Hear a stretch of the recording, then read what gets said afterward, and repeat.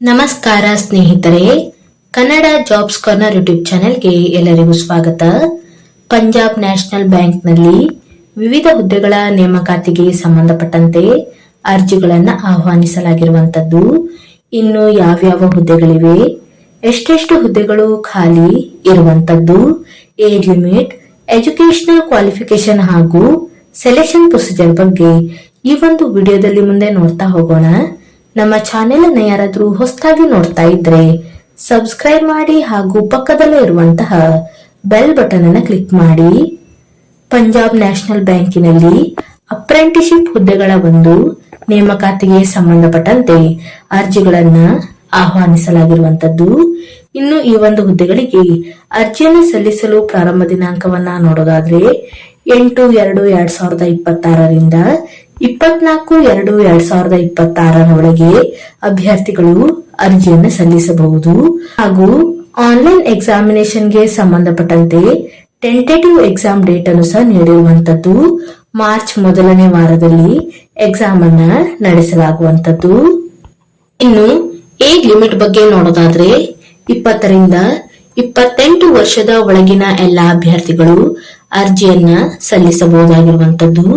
ಇನ್ನು age relaxation ಬಗ್ಗೆ ನೋಡೋದಾದ್ರೆ ಆಯಾ ಕೆಟಗರಿಗೆ ಸಂಬಂಧಪಟ್ಟಂತೆ ಏಜ್ ರಿಲ್ಯಾಕ್ಸೇಷನ್ ಬಗ್ಗೆ ಇಲ್ಲಿ ಮಾಹಿತಿಯನ್ನು ನೀಡಲಾಗಿರುವಂತದ್ದು. SC ST ಕೆಟಗರಿಯ ಅಭ್ಯರ್ಥಿಗಳಿಗೆ 5 ವರ್ಷಗಳವರೆಗೆ ಏಜ್ ರಿಲ್ಯಾಕ್ಸೇಷನ್ ಅನ್ನು ನೀಡಲಾಗಿರುವಂತದ್ದು. OBC ನಾನ್ ಕ್ರಿಮಿ ಲೇಯರ್ ಅಭ್ಯರ್ಥಿಗಳಿಗೆ 3 ವರ್ಷಗಳವರೆಗೆ ಏಜ್ ರಿಲ್ಯಾಕ್ಸೇಷನ್ ಅನ್ನು ನೀಡಲಾಗಿದೆ. ಹಾಗೂ ಫಿಸಿಕಲ್ ಡಿಸೇಬಲ್ ಇರುವಂತಹ ಅಭ್ಯರ್ಥಿಗಳಿಗೆ 10 ವರ್ಷಗಳವರೆಗೆ ಏಜ್ ರಿಲ್ಯಾಕ್ಸೇಷನ್ ಅನ್ನ ನೀಡಲಾಗಿರುವಂತದ್ದು. ಹಾಗೂ ವಿಧವೆಯಾದಂತಹ ಹಾಗೂ ವಿಚ್ಛೇದಿತ ಮಹಿಳಾ ಅಭ್ಯರ್ಥಿಗಳಿಗೂ ಸಹ ಗರಿಷ್ಠ 40 ವರ್ಷದವರೆಗೆ ಅರ್ಜಿಯನ್ನು ಸಲ್ಲಿಸಲು ಅವಕಾಶವನ್ನ ನೀಡಲಾಗಿದೆ. ಇನ್ನು ಎಜುಕೇಶನಲ್ ಕ್ವಾಲಿಫಿಕೇಶನ್ ಬಗ್ಗೆ ನೋಡ್ತಾ ಹೋಗೋದಾದ್ರೆ ಯಾವುದೇ ಪದವಿಯನ್ನ ಪೂರ್ಣಗೊಳಿಸಿರುವಂತಹ ಅಭ್ಯರ್ಥಿಗಳು ಈ ಒಂದು ಹುದ್ದೆಗಳಿಗೆ ಅರ್ಜಿಗಳನ್ನ ಸಲ್ಲಿಸಬಹುದಾಗಿರುವಂತದ್ದು. ಇನ್ನು ಅಪ್ರೆಂಟಿಸ್ಶಿಪ್ ನ ಅವಧಿಯ ಬಗ್ಗೆ ನೋಡೋದಾದ್ರೆ 1 ವರ್ಷದ ಅವಧಿಯವರೆಗೆ ಈ ಒಂದು ಅಪ್ರೆಂಟಿಸ್ಶಿಪ್ ನ ಅವಧಿಯು ಇರುವಂತದ್ದು. ಇನ್ನು ಎಲ್ಲೆಲ್ಲಿ ಎಷ್ಟೆಷ್ಟು ಸೀಟ್ಗಳು ಖಾಲಿ ಇದೆ ಅಂತ ನೋಡ್ತಾ ಹೋಗೋದಾದ್ರೆ ಆಯಾ ರಾಜ್ಯಗಳಿಗೆ ಸಂಬಂಧಪಟ್ಟಂತೆ ಖಾಲಿ ಇರುವಂತಹ ಹುದ್ದೆಗಳ ಬಗ್ಗೆ ಇಲ್ಲಿ ಮಾಹಿತಿಯನ್ನ ನೀಡಲಾಗಿರುವಂತದ್ದು. ಇನ್ನು ನಮ್ಮ ಕರ್ನಾಟಕದ ಅಭ್ಯರ್ಥಿಗಳಿಗೆ ಎಲ್ಲೆಲ್ಲಿ ಎಷ್ಟೆಷ್ಟು ಸೀಟ್ಗಳು ಖಾಲಿ ಇದೆ ಅಂತ ನೋಡ್ತಾ ಹೋಗೋದಾದ್ರೆ ಬೆಂಗಳೂರು ಹಾಗೂ ಹುಬ್ಬಳ್ಳಿ ರೀಜನ್ ನಲ್ಲಿ ಹುದ್ದೆಗಳು ಖಾಲಿ ಇರುವಂತದ್ದು. ಇನ್ನು ಮೊದಲನೆಯದಾಗಿ ಬೆಂಗಳೂರು ರೀಜನ್ ನಲ್ಲಿ ಒಟ್ಟು 44 ಹುದ್ದೆಗಳು ಖಾಲಿ ಇರುವಂತದ್ದು. ಇನ್ನು ಕೆಟಗರಿ ವೈಸ್ ನೋಡ್ತಾ ಹೋಗೋದಾದ್ರೆ SC ಕೆಟಗರಿಯಲ್ಲಿ 3 ಹುದ್ದೆಗಳು ಖಾಲಿ ಇದೆ. ST ಕೆಟಗರಿಯಲ್ಲಿ 3 ಹುದ್ದೆಗಳು ಖಾಲಿ ಇರುವಂತದ್ದು. OBC ಕೆಟಗರಿಯಲ್ಲಿ 12, EWS ಕೆಟಗರಿಯಲ್ಲಿ 4 ಹಾಗೂ UR ಕೆಟಗರಿಯಲ್ಲಿ 22 ಹುದ್ದೆಗಳು ಖಾಲಿ ಇದೆ. ಇನ್ನು ಹುಬ್ಬಳ್ಳಿ ರೀಜನ್ ನಲ್ಲಿ ನೋಡೋದಾದ್ರೆ ಒಟ್ಟು 20 ಹುದ್ದೆಗಳು ಖಾಲಿ ಇರುವಂತದ್ದು.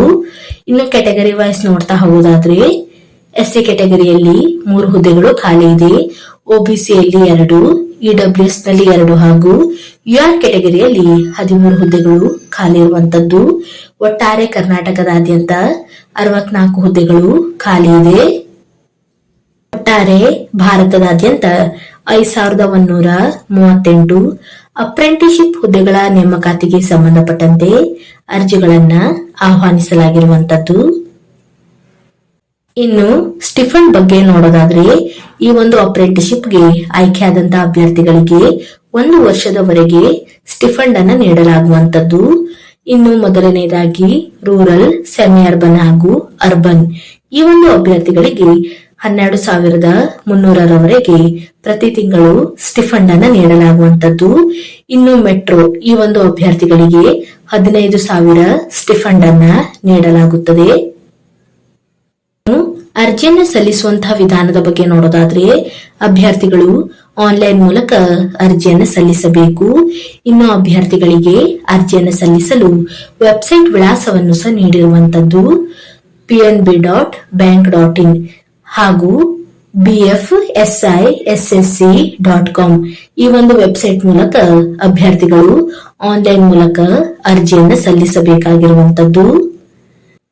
ಇನ್ನು ಅಪ್ಲಿಕೇಶನ್ ಫೀಸ್ ಬಗ್ಗೆ ನೋಡ್ತಾ ಹೋಗೋದಾದ್ರೆ ಅಭ್ಯರ್ಥಿಗಳು ಆನ್ಲೈನ್ ಮೂಲಕ ಅಪ್ಲಿಕೇಶನ್ ಫೀಸ್ ಅನ್ನ ಪೇಮೆಂಟ್ ಮಾಡಬೇಕಾಗಿರುವಂತದ್ದು.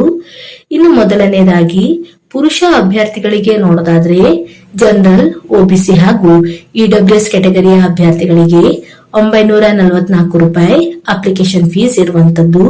ಇನ್ನು ಮಹಿಳಾ ಅಭ್ಯರ್ಥಿಗಳಿಗೆ ನೋಡೋದಾದ್ರೆ ಜನರಲ್, ಒಬಿಸಿ ಹಾಗೂ ಇಡಬ್ಲ್ಯೂಎಸ್ ಕೆಟಗರಿಯ ಅಭ್ಯರ್ಥಿಗಳಿಗೆ 708 ರೂಪಾಯಿ ಅಪ್ಲಿಕೇಶನ್ ಫೀಸ್ ಇರುತ್ತದೆ. ಇನ್ನು SC, ST ಮತ್ತು ಫಿಸಿಕಲ್ ಡಿಸೇಬಲ್ ಇರುವಂತಹ ಮಹಿಳಾ ಮತ್ತು ಪುರುಷ ಅಭ್ಯರ್ಥಿಗಳಿಗೆ 236 ರೂಪಾಯಿ ಅಪ್ಲಿಕೇಶನ್ ಫೀಸ್ ಇರುವಂತದ್ದು ಹಾಗೂ ಟ್ರಾನ್ಸ್ಜೆಂಡರ್ ಅಭ್ಯರ್ಥಿಗಳಿಗೆ 236 ರೂಪಾಯಿ ಅಪ್ಲಿಕೇಶನ್ ಫೀಸ್ ಇರುತ್ತದೆ.